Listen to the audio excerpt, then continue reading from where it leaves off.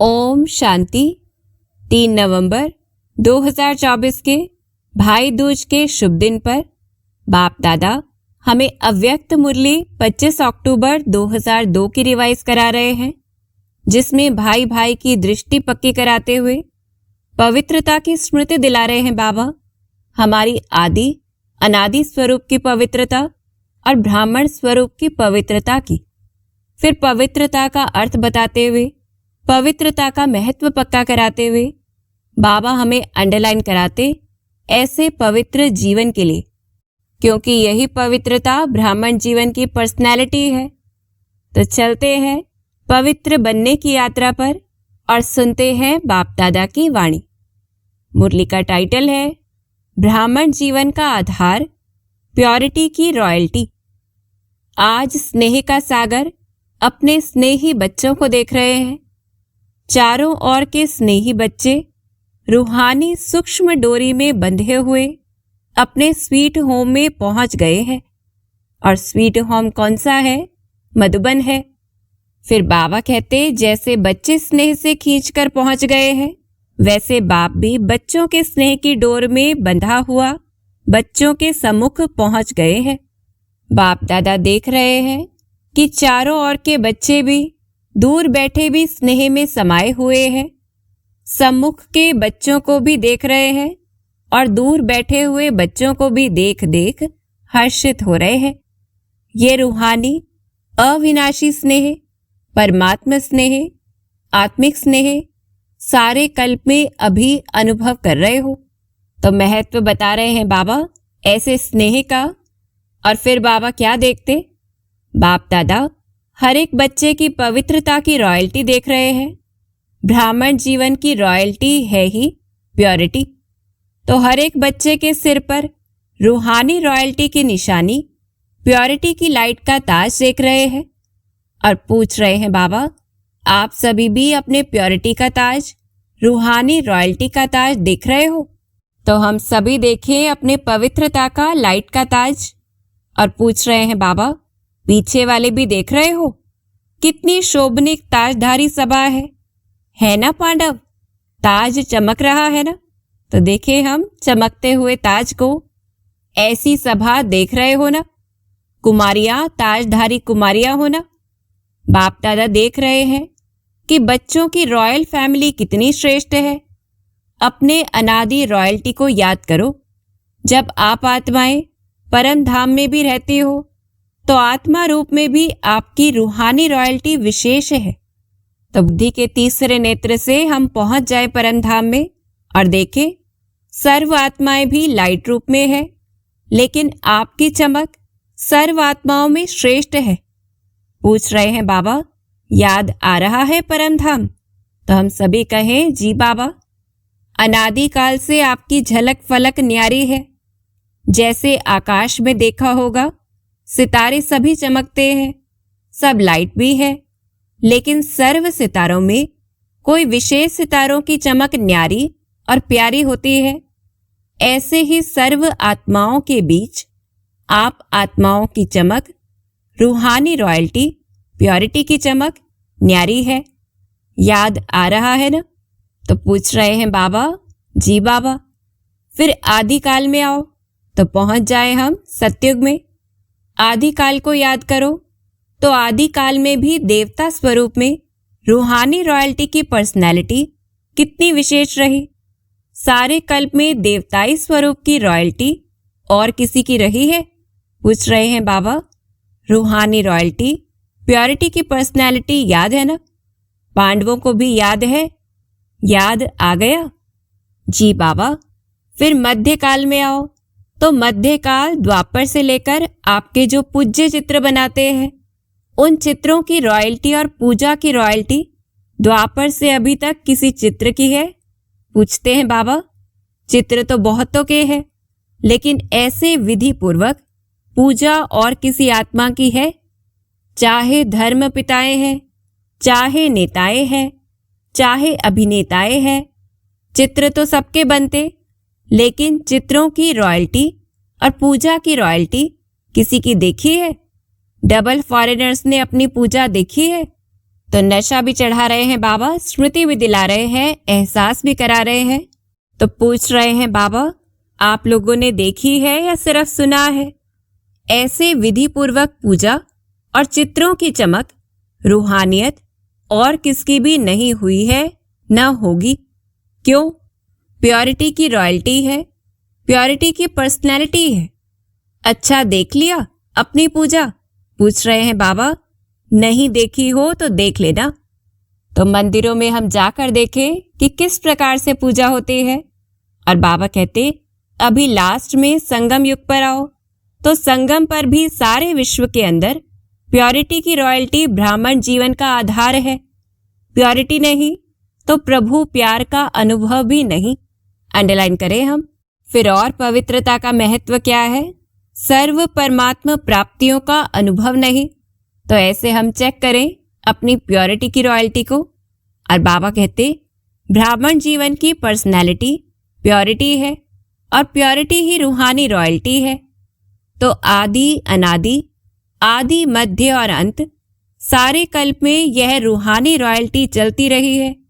तो अपने आप को देखो। दर्पण तो आप सबके पास है ना? कौन सा दर्पण है हमारे पास? ज्ञान का दर्पण है। फिर से पूछते हैं बाबा, दर्पण है, देख सकते हो? तो देखो हमारे अंदर प्योरिटी की रॉयल्टी कितने % में है और कैसे देखना है। हमारे चेहरे से प्योरिटी की झलक दिखाई देती है। चलन में प्योरिटी की फलक दिखाई देती है। फलक अर्थात नशा। चलन में वह फलक अर्थात रूहानी नशा दिखाई देता है। तो चेक करें हम खुद को और पूछ रहे हैं बाबा, देख लिया अपने को? देखने में कितना समय लगता है? सेकंड ना?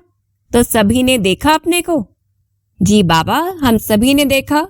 और फिर बाबा कुमारियों से बात करते, झलक फलक है, अच्छा है, सभी उठो, खड़े हो जाओ।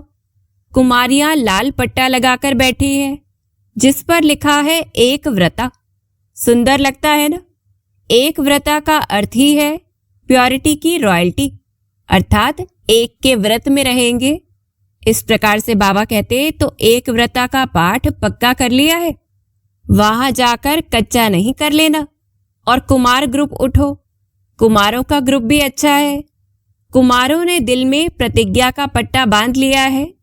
इन्होंने अर्थात कुमारियों ने तो बाहर से भी बांध लिया है। प्रतिज्ञा का पट्टा बांधा है कि सदा अर्थात निरंतर प्योरिटी की पर्सनैलिटी में रहने वाले कुमार हैं। तो पक्का करा रहे हैं बाबा, ऐसे है? बोलो जी हाँ, ना जी या हाँ जी, या वहां जाकर पत्र लिखेंगे थोड़ा थोड़ा ढीला हो गया। ऐसे नहीं करना। जब तक ब्राह्मण जीवन में जीना है तब तक संपूर्ण पवित्र रहना ही है। ऐसा वायदा है? पूछ रहे हैं बाबा। पक्का वायदा है तो हाथ हिलाओ। तो हम सभी आत्माएं कुमार हाथ हिलाएं पवित्रता की पक्की प्रतिज्ञा का। फिर बाबा कहते, टीवी में आपके फोटो निकल रहे हैं, जो ढीला होगा ना उसको यह चित्र भेजेंगे, इसलिए ढीला नहीं होना, पक्का रहना। हाँ पक्के हैं, पांडव तो पक्के होते हैं, पक्के पांडव, बहुत अच्छा। और फिर बाबा हमें पक्का कराते कि प्योरिटी का अर्थ क्या है, हमारी वृत्ति कैसी होनी चाहिए। प्योरिटी की वृत्ति है, अंडरलाइन करें हम, शुभ भावना शुभ कामना, कोई कैसा भी हो लेकिन पवित्र वृत्ति अर्थात शुभ भावना शुभ कामना और पवित्र दृष्टि अर्थात सदा हर एक को आत्मिक रूप में देखना व फरिश्ता रूप में देखना। तो वृत्ति, दृष्टि और तीसरा है कृति अर्थात कर्म में। तो कर्म में भी सदा हर आत्मा को सुख देना और सुख लेना, यह है प्योरिटी की निशानी। वृत्ति, दृष्टि और कृति तीनों में यह धारण हो। तो हम पक्का करें, वृत्ति कैसी? शुभ भावना शुभ कामना की। दृष्टि कैसी? आत्मिक स्वरूप की या फरिश्ताई स्वरूप की। कृति कैसी? जहां हम सुख दे भी रहे हैं और सुख ले भी रहे हैं। और फिर बाबा बताते, जैसे सुख देना तो अपने हाथ में है, पर सुख ले कैसे? तो बाबा कहते, कोई क्या भी करता है, दुख भी देता है, इंसल्ट भी करता है, लेकिन हमारा कर्तव्य क्या है? क्या दुख देने वालों को फॉलो करना है? या बाप दादा को फॉलो करना है? फॉलो फादर है ना। तो ब्रह्मा बाप ने दुख दिया व सुख दिया, सुख दिया ना। तो आप मास्टर ब्रह्मा अर्थात ब्राह्मण आत्माओं को क्या करना है? कोई दुख देवे तो आप क्या करेंगे? दुख देंगे? नहीं देंगे। बहुत दुख देवे तो, बहुत गाली देवे, बहुत इंसल्ट करे तो थोड़ा तो फील करेंगे या नहीं? पूछ रहे हैं बाबा। कुमारियां फील करेंगी? तो कहा थोड़ा। तो बाबा ने क्या कहा? तो फॉलो फादर। क्योंकि ब्रह्मा बाबा ने तो बहुत कुछ सहन किया, इसलिए बाबा कहते यह सोचो मेरा कर्तव्य क्या है, उसका कर्तव्य देख अपना कर्तव्य नहीं भूलो। अंडरलाइन करना है हमें। वह गाली दे रहा है, आप सहनशील देवी, सहनशील देव बन जाओ। आपकी सहनशीलता से गाली देने वाले भी आपको गले लगाएंगे, परंतु यह तुरंत तो नहीं होगा। इसलिए बाबा कहते सहनशीलता में इतनी शक्ति है, लेकिन थोड़ा समय सहन करना पड़ता है। तो सहनशीलता के देव व देवियां हो ना, हो। सदा यही स्मृति रखो। अंडरलाइन करें हम। मैं सहनशीलता का देवता हूं, मैं सहनशीलता की देवी हूं। तो देवता अर्थात देने वाला दाता कोई गाली देता है, रिस्पेक्ट नहीं करता है तो किचड़ा है ना कि अच्छी चीजें हैं, तो आप लेते क्यों हो? तो बड़ी रमणीकता से बाबा कहते किचड़ा लिया जाता है क्या? कोई आपको किचड़ा देवे तो आप लेंगे? नहीं लेंगे ना। तो रिस्पेक्ट नहीं करता, इंसल्ट करता, गाली देता, आपको डिस्टर्ब करता, तो यह क्या है? अच्छी चीजें हैं, फिर आप लेते क्यों हो? थोड़ा थोड़ा तो ले लेते हो, पीछे सोचते हो नहीं लेना था, तो अभी लेना नहीं। और अंडरलाइन कराते बाबा, लेना अर्थात मन में धारण करना, फील करना। क्योंकि दूसरी आत्मा तो सिर्फ बोलती है, पर अंदर तो हम लेकर जाते हैं अपने संकल्पों के द्वारा। इसलिए दो बातें पक्की करा रहे हैं बाबा कि एक तो वो सब किचड़ा है तो हमें लेना नहीं है, दूसरा स्वमान का अभ्यास करना है कि मैं सहनशीलता का देव व देवी हूं। और सहन करने के लिए तीसरी युक्ति बाबा दे रहे हैं। तो अपने अनादिकाल, आदिकाल, मध्यकाल, संगम काल, सारे कल्प की प्योरिटी की रॉयल्टी, पर्सनैलिटी याद करो। कोई क्या भी करे, आपकी पर्सनैलिटी को कोई छीन नहीं सकता। यह रूहानी नशा है ना। और डबल फॉरेनर्स को तो डबल नशा है ना। तो पूछ रहे हैं बाबा, डबल नशा है ना? सब बात का डबल नशा, प्योरिटी का भी डबल नशा, सहनशील देवी देवता बनने का भी डबल नशा है ना। डबल। इस प्रकार से जितना नशा रहेगा तो कोई कुछ भी कहेगा, हमारे ऊपर उसका असर नहीं होगा। फिर बाबा कहते सिर्फ अमर रहना, अमर भव का वरदान कभी नहीं भूलना, अर्थात सदा रखना है, स्थायी रखना है। और फिर बाबा कहते अच्छा, जो प्रवृत्ति वाले हैं अर्थात युगल, वैसे सिंगल रहते हैं, कहने में युगल आता है, वह उठो, खड़े हो जाओ। युगल तो बहुत हैं, कुमार कुमारियां तो थोड़े हैं, कुमारों से तो युगल बहुत हैं। तो युगल मूर्त बाप दादा ने आप सबको प्रवृत्ति में रहने के लिए डायरेक्शन क्यों दिया है? पूछ रहे हैं बाबा, आपको युगल रहने की छुट्टी क्यों दी है? प्रवृत्ति में रहने की छुट्टी क्यों दी है? जानते हो? तो गृहस्थ में रहकर पवित्रता का पक्का नियम रखने के लिए प्रेरित कर रहे हैं बाबा। क्योंकि युगल रूप में रहते इन महामंडलेश्वरों को पांव में झुकाना है इतनी हिम्मत? तो जो भी युगल है वो कहें जी बाबा। बाबा कहते वह लोग कहते हैं कि साथ रहते पवित्र रहना मुश्किल है, और आप क्या कहते हो, मुश्किल है या सहज है? तो किसी ने कहा बहुत सहज है। फिर बाबा ने कहा पक्का है या कभी इजी कभी लेजी? इसलिए बाप दादा ने ड्रामा अनुसार आप सबको दुनिया के आगे, विश्व के आगे एग्जाम्पल बनाया है। तो ऐसी अपनी पवित्रता का महत्व रखना है। तो क्यों बाबा ने एग्जाम्पल रखा है? बाबा कहते चैलेंज करने के लिए। तो प्रवृत्ति में रहते भी निवृत्त, अपवित्रता से निवृत्त रह सकते हो, तो चैलेंज करने वाले हो ना। सभी चैलेंज करने वाले हो, थोड़ा थोड़ा डरते तो नहीं हो? चैलेंज तो करे, लेकिन पता नहीं क्या हो। तो प्रेरित करते बाबा, तो चैलेंज करो विश्व को, क्योंकि नई बात यही है कि साथ रहते भी स्वप्न मात्र भी अपवित्रता का संकल्प नहीं आए। यही संगम युग के ब्राह्मण जीवन की विशेषता है। तो गृहस्थ में रहते एग्जाम्पल कब बन पाएंगे? जब स्वप्न मात्र भी अपवित्रता टच नहीं करे।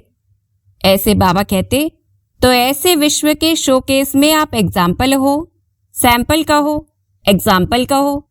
आपको देख करके सब में ताकत आएगी, हम भी बन सकते हैं। ठीक है ना? शक्तियां ठीक है? पक्के हो ना? कच्चे पक्के तो नहीं? पक्के? तो सभी गृहस्थी बाबा को कहे हम पक्के हैं। बाप दादा भी आपको देख करके खुश है, मुबारक हो। देखो कितने हैं, बहुत अच्छे। बाकी रही टीचर्स, टीचर्स के बिना तो गति नहीं। टीचर्स उठो। अच्छा, पांडव भी अच्छे अच्छे हैं। वाह! टीचर्स की विशेषता है कि हर टीचर के फीचर से फ्यूचर दिखाई दे, या हर एक टीचर के फीचर से फरिश्ता स्वरूप दिखाई दे। ऐसे टीचर्स हो ना? तो हम सभी मास्टर टीचर्स हैं। तो ऐसे टीचर रूप में हम खुद को देखें। और बाबा कहते हैं आप फरिश्तों को देखकर और भी फरिश्ते बन जाएं। देखो कितने टीचर्स हैं। फॉरेन ग्रुप में टीचर्स बहुत हैं, अभी तो थोड़े आए हैं। जो नहीं आए हैं उनको भी बाप दादा याद कर रहे हैं। अच्छा है, अभी टीचर्स मिलकर के यह प्लान बनाओ कि अपने चलन और चेहरे से बाप को प्रत्यक्ष कैसे करें। दुनिया वाले कहते हैं परमात्मा सर्वव्यापी है और आप कहते हो नहीं है, लेकिन बाप दादा कहते हैं कि अभी समय प्रमाण हर टीचर में बाप प्रत्यक्ष दिखाई दे तो सर्वव्यापी दिखाई देगा ना। तो ऐसे हमें शिव बाबा को प्रत्यक्ष करना है। जिसको देखे उसमें बाप ही दिखाई दे। आत्मा परमात्मा के आगे छिप जाए और परमात्मा ही दिखाई दे। यह हो सकता है? अच्छा, इसकी डेट क्या? डेट तो फिक्स होनी चाहिए ना। तो डेट कौन सी है इसकी? कितना समय चाहिए? फिर किसी ने कहा अब से चालू करेंगे। चालू करेंगे? अच्छी हिम्मत है। कितना समय चाहिए? 2002 तो चल रहा है, अभी 2000 कब तक? तो अभी 22 साल के बाद हम जब ये मुरली सुन रहे हैं, अंडरलाइन करना है कि हमारा जीवन कैसा हो जो बाप दादा प्रत्यक्ष हो जाए।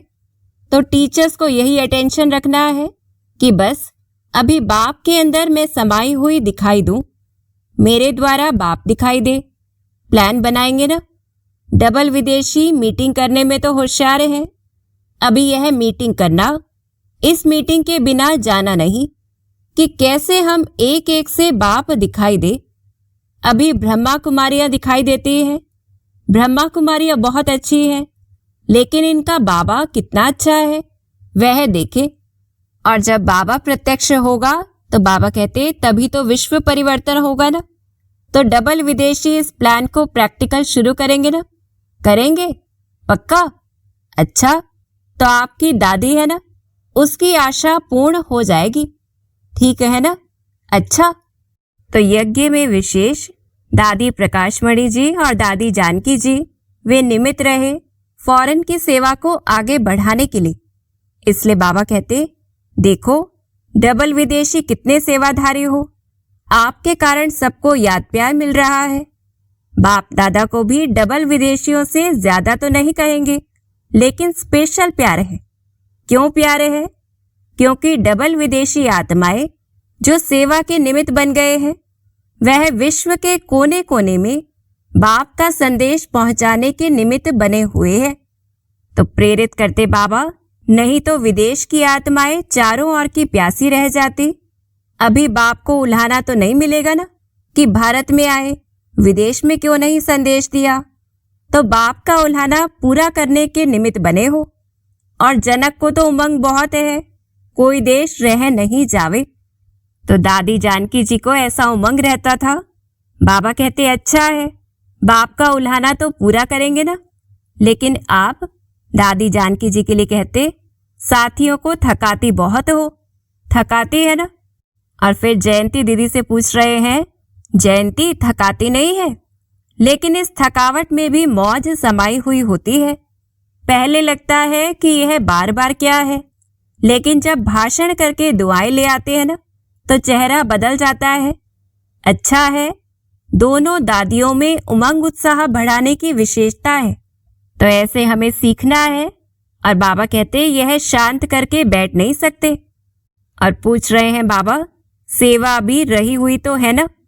अगर नक्शा लेके देखो, चाहे भारत में चाहे विदेश में, अगर नक्शे में एक एक स्थान पर राइट लगाते जाओ तो दिखाई देंगे कि अभी भी रहे हुए हैं।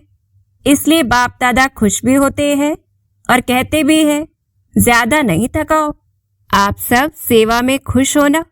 तो प्रेरित कर रहे हैं बाबा कि सेवा के साथ खुशी कभी गुम नहीं हो। अभी यह कुमारियां भी तो टीचर बनेंगी ना। जो टीचर है वह तो है ही, लेकिन जो टीचर नहीं है वह टीचर बनके कोई ना कोई सेंटर संभालेंगी ना, हैंड्स बनेंगी ना। तो ऐसे प्रेरित करते बाबा, डबल विदेशी बच्चों को दोनों काम करने का अभ्यास तो है ही। तो फॉरेन में कैसे करते हैं? जॉब भी करते हैं, सेंटर भी संभालते हैं। इसलिए बाप दादा डबल मुबारक भी देते हैं। अच्छा, तो बाबा हमें याद प्यार दे रहे हैं, हम अनुभव करें। चारों ओर के अति स्नेही, अति समीप, सदा आदिकाल से अब तक रॉयल्टी के अधिकारी, सदा अपने चेहरे और चलन से प्योरिटी की झलक दिखाने वाले, सदा स्वयं को सेवा और याद में तीव्र पुरुषार्थ द्वारा नंबर 1 बनने वाले, सदा बाप के समान सर्वशक्ति सर्वगुण संपन्न स्वरूप में रहने वाले, ऐसे सर्व तरफ के हर एक बच्चे को बाप दादा का याद प्यार और नमस्ते। हम रूहानी प्योरिटी की रॉयल्टी वाली आत्माओं का बाप दादा को याद प्यार और नमस्ते। फिर बाबा विदेश की मुख्य टीचर्स बहनों से बात करते, सभी ने सेवा के प्लान अच्छे अच्छे बनाए हैं ना, क्योंकि सेवा समाप्त हो तब आपका राज्य आए, तो सेवा का साधन भी आवश्यक है। और सेवा कैसे करनी है, लेकिन मनसा भी हो, वाचा भी हो, साथ साथ हो। सेवा और स्व उन्नति दोनों ही साथ हो। अंडरलाइन करें हम। ऐसी सेवा सफलता को समीप लाती है। तो सेवा के निमित्त तो हो ही, और सभी अपने अपने स्थान पर सेवा तो अच्छी कर ही रहे हो। बाकी अभी जो काम दिया है उसका प्लान बनाओ। तो क्या काम दिया है बाबा ने कि हमारे द्वारा शिव बाबा प्रत्यक्ष हो जाए। और बाबा कहते हैं उसके लिए क्या क्या स्वयं में व सेवा में वृद्धि चाहिए, एडिशन चाहिए, वह प्लान बनाओ। बाकी बाप दादा सेवाधारियों को देख करके खुश तो होते ही हैं। सभी अच्छे सेवा केंद्र उन्नति को पा रहे हैं ना, उन्नति है ना, अच्छा है, अच्छा हो रहा है ना, हो रहा है और होता रहेगा। अभी सिर्फ जो अलग अलग बिखरे हुए हैं उनके संगठन करके उन्हों को पक्का करो। प्रैक्टिकल सबूत सबके आगे दिखाओ। चाहे कोई भी सेवा कर रहे हो, भिन्न भिन्न प्लान बनाते हो, कर भी रहे हो, अच्छे चल भी रहे हैं, अभी उन सभी का ग्रुप एक सामने लाओ, जो सेवा का सबूत सारे ब्राह्मण परिवार के सामने आ जाए। ठीक है ना? बाकी सभी अच्छे हो, अच्छे ते अच्छे हो। अच्छा, ओम शांति। तो ऐसे उमंग में रहते हुए हम बाप दादा का वरदानी हाथ अनुभव करें और वरदान भी स्वीकार करें। 3 स्मृतियों के तिलक द्वारा श्रेष्ठ स्थिति बनाने वाले अचल अडोल भव। बाप दादा ने सभी बच्चों को 3 स्मृतियों का तिलक दिया है। एक स्व की स्मृति, फिर बाप की स्मृति और श्रेष्ठ कर्म के लिए ड्रामा की स्मृति। जिन्हें यह तीनों स्मृतियां सदा है, उनकी स्थिति भी श्रेष्ठ है।